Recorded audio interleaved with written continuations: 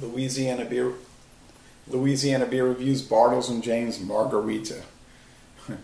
Okay, I know, but it does say flavored beer. I was over here trying to get over my team getting beat today in baseball and disappoint me like they do every year at the end of the season. So I was drinking some natural ice, which to me is a very credible light ice beer. But they were telling me at my father's house, do they have any more of the wine coolers? And so I was saying it's not a wine cooler, it's a flavored malt beverage. They weren't really interested in that. They wanted to know if they had them because they wanted to get rid of them. So I said, oh no, you can't throw it out. They weren't going to drink it. I said, I'll do a video. This is not the kind of thing I would ever drink, but I do see these around at the stores, these Bartles and James and the Seagrams. And isn't there another one, I think, that makes these kind of things? It's a Smirnoff that makes these. And I've never tried one. I think I might have had a wine cooler in 1991 or 1988. Yeah, 1988 or 91. It's natural flavors and artificial colors, so it's fake and it's a joke. It's only 3.2% alcohol, so it's essentially a non-alcoholic beverage. Mostly, you know, a child could drink it probably. It says twist cap. Modesto, California. Bartles and James is not a real company. It's simply a line of some smoke. It's a line of beer from Ernest and Julio Gallo, a wine company founded in California in the 1930s. And you probably remember the Bartles and James commercials, the two old men sitting on the porch. Thank you for your business. But it was simply made up. It was always Ernest and Julio Gallo, which is a very big wine company.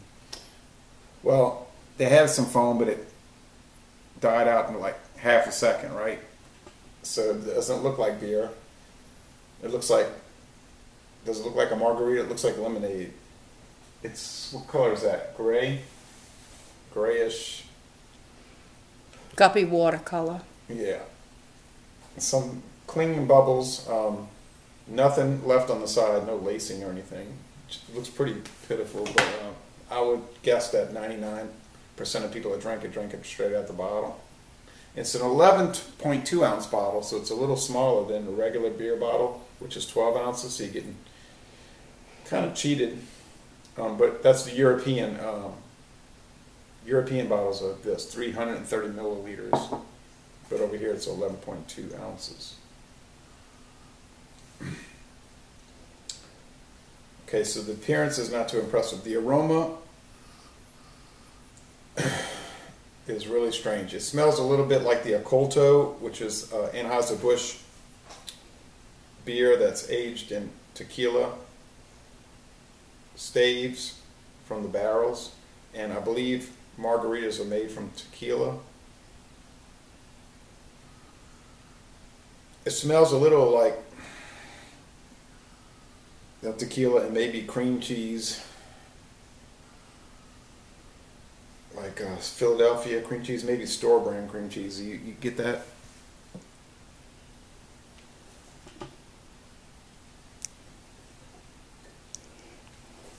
Or what does it smell like to you? I don't know.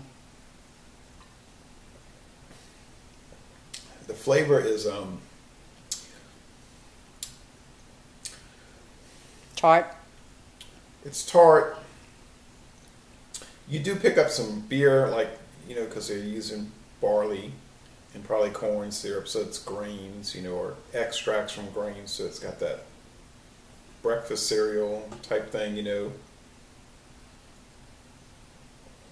But you know the Country Time lemonade mix, you know, it's just like a powder, and you put it in water, and it doesn't really taste like lemonade, it's fake, but it kind of tastes like that, like a Kool-Aid lemonade type thing. For the alcoholics that watch these videos, this is not the thing that they're going to look for. It's only 3.2% alcohol. It's not going to get them drunk. They would go get something like Old English 800 high gravity lager. But for somebody, like you said, your friend that wanted to drink a few, it was fine, but it would be nothing they would adore or be searching for, right? So the mouth feels kind of heavy and grainy, though. It's like a little gritty, which is strange. I was trying to see if this was made at Rochester, New York, because they do a lot of beers like that, but it's saying Modesto, California, so I guess that's correct.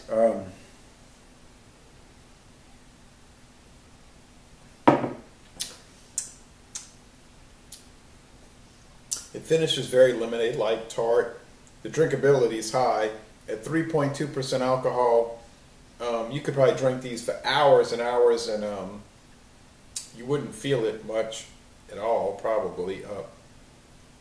Except it'd probably make you sick. Like, you'd probably feel sick because all these chemicals and additives, and I wouldn't want to ever drink it. I would never have drank it. Remember, you had about 5 of them in the fridge, and I just said, no, I have no desire to drink them, and you let your friend drink them. But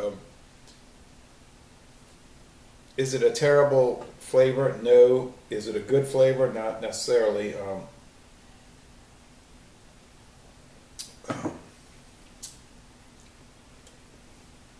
It has some candy flavor too, like I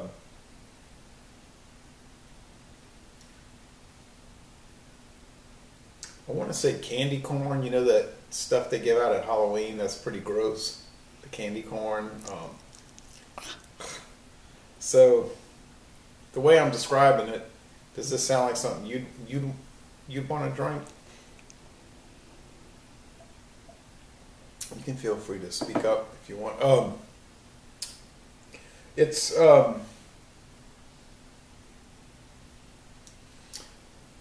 I know a lot of people that would drink it. You know, I know the type of people.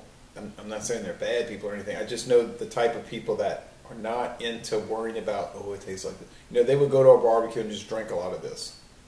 I would sit there the whole time, probably rolling my eyes, like they'd be saying, "Oh, look, this tastes like raspberry." I'd be like, "Oh Lord, why are people drink this stuff?" And I would probably just drink water instead of this, or coffee, or obviously beer. But it's better than the cheap beers, but it's not too good. So, how would I rate it?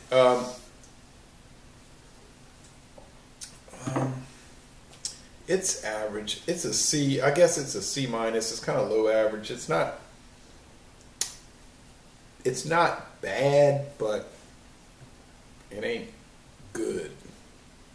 So you could try it, but I wouldn't recommend it. So anyway, thank you for watching this sort of peculiar beer review, and I'm going to end this review by saying y'all come on down to Louisiana.